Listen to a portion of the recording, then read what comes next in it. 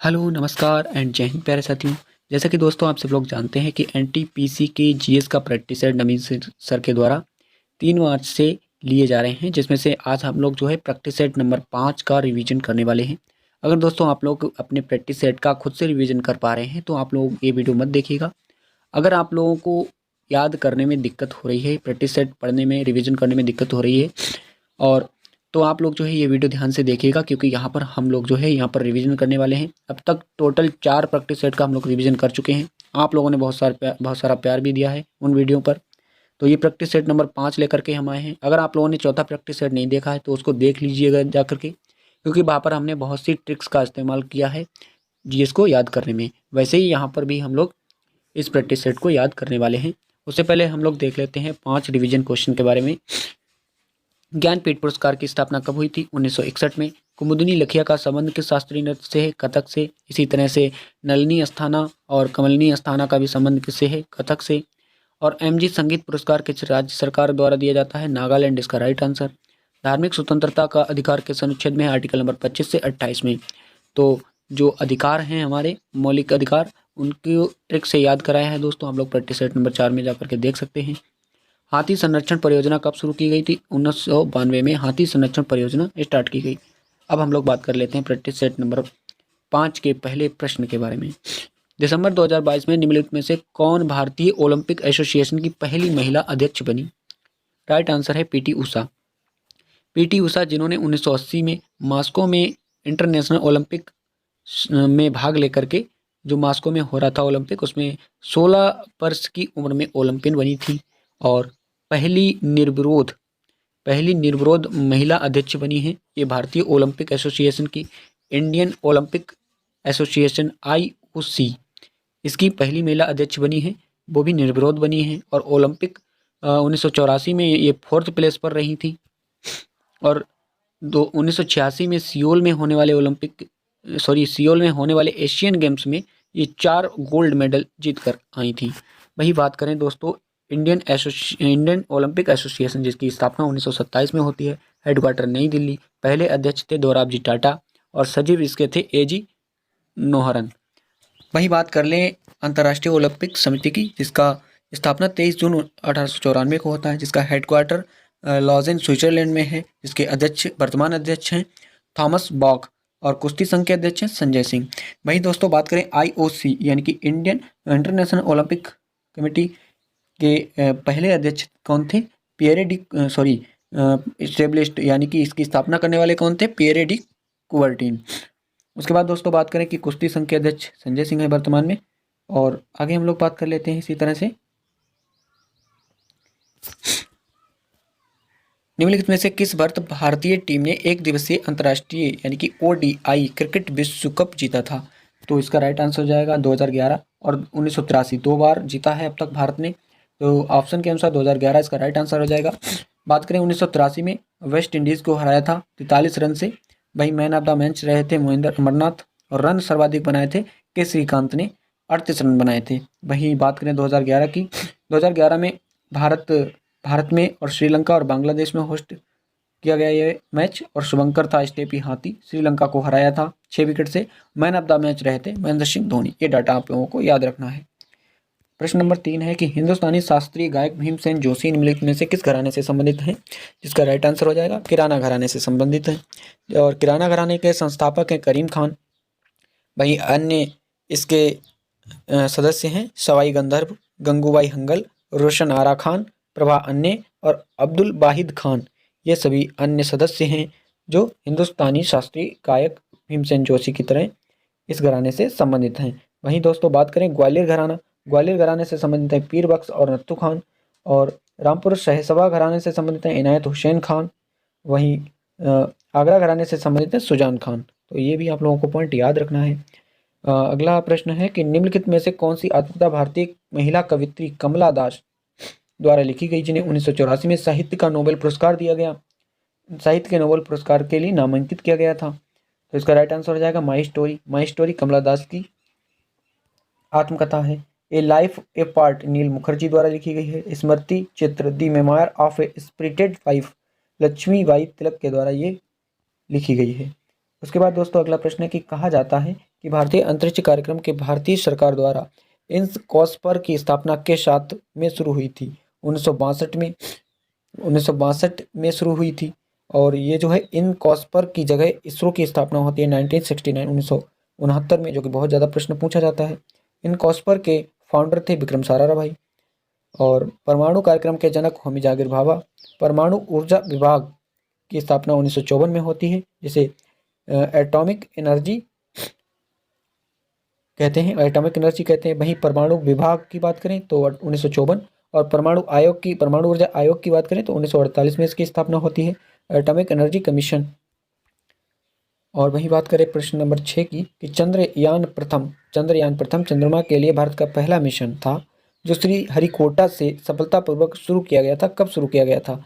ये जो भी चंद्रमा के ये अभियान है, तो ये आंध्र प्रदेश में श्रीहरिकोटा से सतीश धवन स्पेस सेंटर यानी कि अंतरिक्ष केंद्र से प्रक्षेपित किए जाते हैं। अब तक टोटल 3 चंद्रमा पर मिशन हमारे द्वारा यानी कि भारत के द्वारा हो चुके हैं। तो पहला मिशन जो है 22 अक्टूबर 2008 को किया जाता है, दूसरा चंद्रयान मिशन 22 जुलाई 2019 को, और तीसरा चंद्रयान मिशन जो अभी आपको याद होगा 14 जुलाई 2023 को किया जाता है।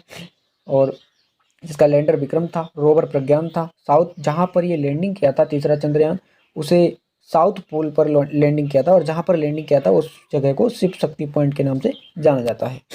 भाई दोस्तों, आप लोगों को याद करने का तरीका इसका बता दें। यहाँ पर देखिए आप 22 अक्टूबर 2008 यानी कि 22 अक्टूबर, इस पहले बार में यहाँ पर डेट सेम रखनी है, केवल यहाँ पर मंथ को चेंज करना है 22 जुलाई, और उसके बाद मंथ को चेंज नहीं करना है, केवल डेट चेंज करनी है 14 जुलाई। इस तरह से इसको ध्यान रखना है, 22 अक्टूबर, 22 जुलाई, 14 जुलाई, और 2008, 2019, 2023। अगली बात कर लेते हैं, निम्नलिखित देशों में से किस देश ने अप्रसार संधि पर हस्ताक्षर नहीं किए थे? तो जिसका राइट आंसर हो जाएगा भारत ने अप्रसार संधि पर हस्ताक्षर नहीं किए थे, जिसे नॉन प्रोलिफरेशन ट्रीटी कहा जाता है, NPT, जिस पर हस्ताक्षर 1 जुलाई 1968 में 151 देशों ने किया था, और ये संधि लागू हुई 5 मार्च 1970 से। वही दोस्तों, अगली बात कर लेते हैं कि 2006 में संयुक्त राष्ट्र मानवाधिकार आयोग का नाम बदलकर क्या रख दिया गया, और इसका नाम बदलकर निम्नलिखित में से क्या कर दिया गया? तो पहले इसका नाम था UNHRC यानी कि United Nations human rights commission, इसका नाम बदलकर मानवाधिकार परिषद कर दिया गया, ह्यूमन राइट्स काउंसिल कर दिया गया। जिनेवा में इसका हेडक्वार्टर है। वहीं दोस्तों बात करें NHRC यानी कि नेशनल ह्यूमन राइट कमीशन यानी कि राष्ट्रीय मानवाधिकार आयोग, इसकी स्थापना 1993 में होती है, जिसका मंत्रालय गृह मंत्रालय के अंतर्गत ये आता है, जिसमें 13 सदस्य हैं, जिसमें एक अध्यक्ष होता है, 5 पूर्णकालिक सदस्य होते हैं, 7 पदेन सदस्य होते हैं। तो टोटल मिलाकर कितने 13 सदस्य हो गए, 7 5 12 1 13।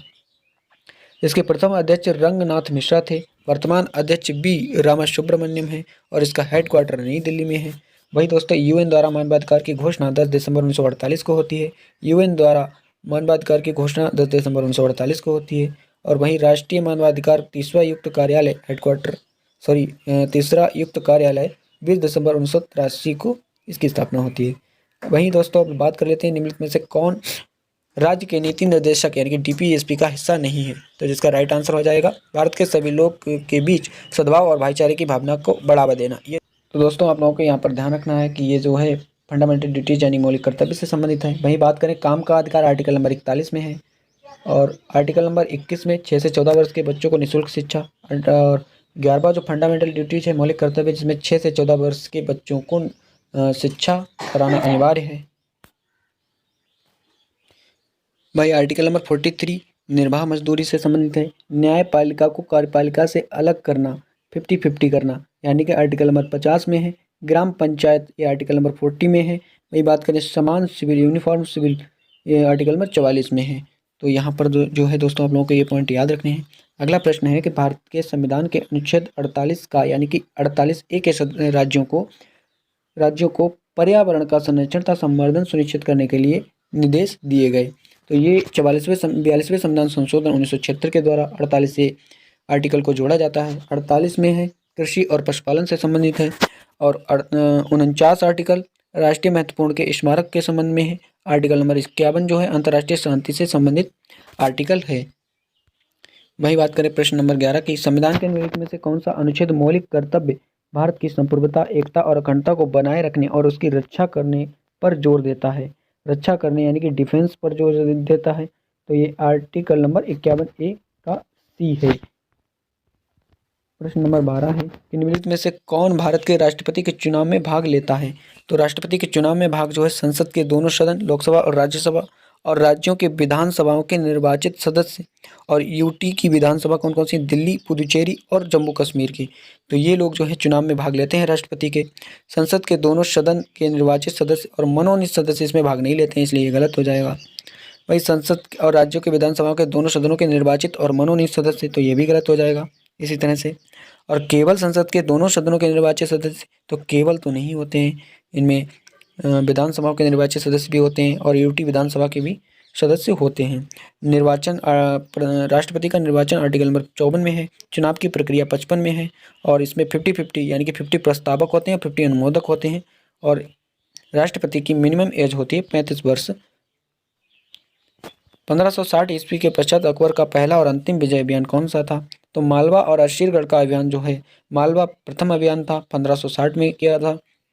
असीरगढ़ का अभियान 1601 में किया गया था। और वहीं अकबर का शासनकाल रहा था 1556 से 1605। और वहीं बात करें काबुल विजय 1581 में की, कश्मीर विजय 1586 में की, सिंध पर विजय 1551 में 91 में किया, और गुजरात पर विजय 1572 में किया अकबर के द्वारा। अकबर के शासनकाल में निम्नलिखित में से किस पुस्तक का अनुवाद द रजमनामा, जिसे बुक ऑफ वार के रूप में किया गया था। तो बुक ऑफ वार से याद रख सकते हैं महाभारत। द रजमनामा के नाम से महाभारत का ट्रांसलेशन किया गया था फारसी भाषा में। और रामायण का अनुवाद जो है फारसी भाषा में कादिर बदायूं ने किया। वही बात करें पंचतंत्र, जिसे विष्णु शर्मा ने लिखा, अबुल फजल ने इसे फारसी भाषा में इसका ट्रांसलेशन किया, जिसे अनवर सुहेली भी कहा गया। वही बात करें दोस्तों अगले प्रश्न की, जहाँ पर बादशाह अकबर के शासनकाल से जुड़े कुछ महत्वपूर्ण घटनाएं हैं, जिनका स्तंभ 1 और स्तंभ 2 से मिलान करना है। वही दोस्तों बात करें कि 1564 में जजिया का उन्मूलन से संबंधित है। 1575 में इबादत खाना की स्थापना होती है। 1579 में मजहर की घोषणा होती है और 1582 में दशहरा प्रणाली स्टार्ट होती है। इस तरह से इसका राइट आंसर सी हो जाएगा। इसमें 1562 में दास प्रथा का अंत, 1563 में तीर्थ यात्रा पर कर लगाया गया। वही दोस्तों अगली बात कर लेते हैं प्रश्न नंबर 16 की, कि निम्नलिखित में से किस युद्ध में शेरशाह ने हुमायूं को पूर्णतः पराजित किया था। शेरशाह और हुमायूं के मध्य 2 लगातार युद्ध हुए थे, जिसमें 1539 का चौसा का युद्ध हुआ था और 1540 में बिलग्राम का युद्ध हुआ था। तो बिलग्राम के युद्ध में शेरशाह सूरी ने हुमायूं को पूर्णतः पराजित कर दिया था, जिसमें शेरशाह सूरी का शासनकाल 1540 से 1545 तक रहता है।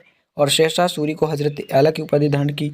और तारीख शेरशाही अब्बास खां के द्वारा लिखा गया। सड़क आजम का निर्माण भी शेरशाह सूरी ने करवाया, जिसे एक अंग्रेज व्यक्ति के द्वारा ग्रैंड ट्रंक रोड के नाम से जाना गया। वर्तमान का स्वरूप जो रुपया है वो भी शेरशाह सूरी के द्वारा स्टार्ट किया गया। डाक व्यवस्था भी शेरशाह सूरी के द्वारा स्टार्ट की गई। वही बात करें इसके मकबरे की, सासाराम में इसका मकबरा है शेरशाह का, और इसे सेकंड अफगान वंश भी कहा जाता है। बात करते हैं दोस्तों अगले प्रश्न की, कि हुमायूं नामा मुगलों की दुनिया में एक झलक प्रदान करता है। यह पुस्तक किसने लिखी। तो हुमायूं नामा पुस्तक लिखी गुलबदन बेगम ने, और फारसी भाषा में ये पुस्तक लिखी गई है, जिसका इंग्लिश ट्रांसलेशन एस बेवरीज ने किया। वही दोस्तों अगली बात कर लेते हैं, निम्नलिखित में से किस प्रकार के वन भारत के सबसे बड़े क्षेत्र को आच्छादित करते हैं, यानी कि सबसे बड़े क्षेत्र में पाए जाने वाले वन कौन से हैं। उष्णकटिबंधीय नम पर्णपाती वन, जिसके चौड़े पत्ते होते हैं, भारत में 38% हैं, और मानसूनी वन कहलाते हैं ये। इनका अन्य नाम है। 75 सेंटीमीटर से 100 सेंटीमीटर यहाँ पर बारिश होती है। वहीं दोस्तों बात करते हैं भारत में मुख्यतः कितने प्रकार के वन पाए जाते हैं, जिसका राइट आंसर 5 है। उष्णकटिबंधीय सदाबहार वन, पर्णपाती वन, कटीले वन, पर्वतीय वन और दलदली वन, ये 5 तरह के वन भारत में पाए जाते हैं। भारत में वन्य जीव संरक्षण अधिनियम किस वर्ष लागू हुआ था। इसका राइट आंसर 1972 हो जाएगा। भारतीय वन अधिनियम 1927 में, वन संरक्षण अधिनियम 1980 में, जल नियंत्रण अधिनियम, जल प्रदूषण निवारक अधिनियम 1974 में, वायु प्रदूषण अधिनियम 1981 में, पर्यावरण संरक्षण अधिनियम 1986 में, ध्वनि प्रदूषण संरक्षण अधिनियम 2000 में, और जैव विविधता एक्ट यानी कि अधिनियम 2002 में आया था। वहीं केंद्र सरकार द्वारा स्वच्छ वायु कार्यक्रम किस वर्ष शुरू किया गया था, तो जिसका राइट आंसर 2019 हो जाएगा। राष्ट्रीय जल आपूर्ति एवं स्वच्छता कार्यक्रम 1954 में स्टार्ट किया गया। वहीं जल जीवन मिशन 2019 में स्टार्ट किया गया। केंद्रीय ग्रामीण स्वच्छ कार्यक्रम 1986 में स्टार्ट किया गया। स्वच्छ भारत अभियान 2014 में, और स्वच्छ भारत 2.0 अभियान 10 अक्टूबर 2021 में स्टार्ट किया गया।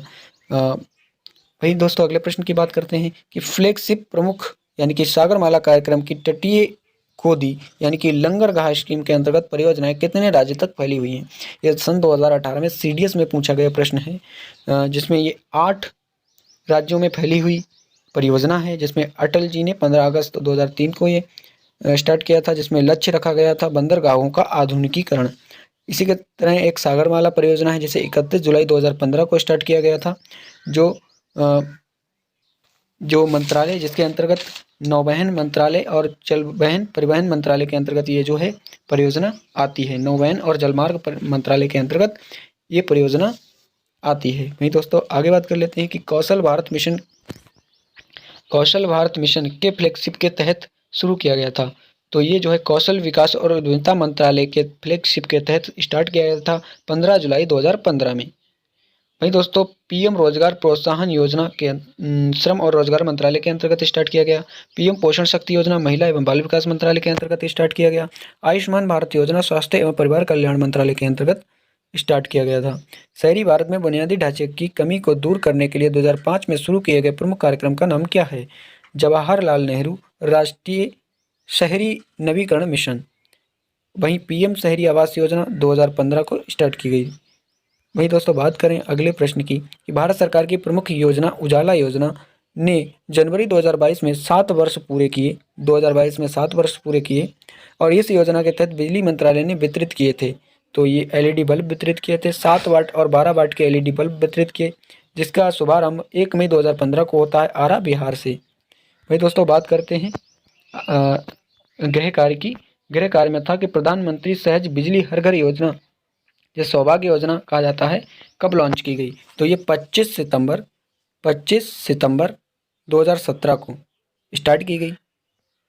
25 सितंबर 2017 को स्टार्ट की गई। नई दिल्ली में दीनदयाल ऊर्जा भवन में ये स्टार्ट की गई प्रधानमंत्री मोदी के द्वारा।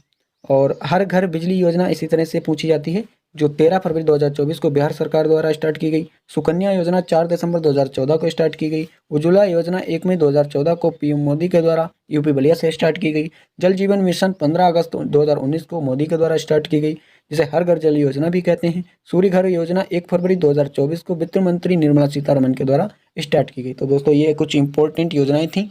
तो दोस्तों इसी तरह से आप लोग जो है प्रैक्टिस सेट का रिवीजन करते रहिएगा। मिलते हैं दोस्तों नेक्स्ट वीडियो में, तब तक के लिए जय।